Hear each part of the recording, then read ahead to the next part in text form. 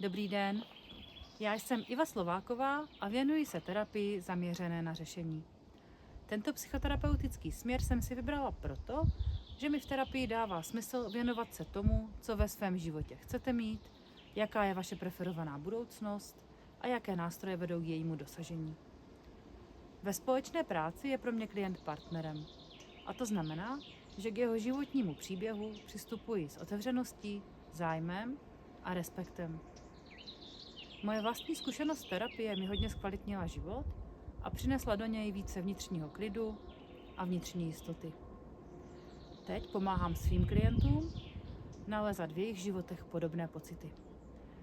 Takže pokud teď i vy cítíte, že nastal čas udělat nějakou změnu, nebo se chcete jenom poradit a ujasnit si svoje priority, zarezervujte si sezení se mnou.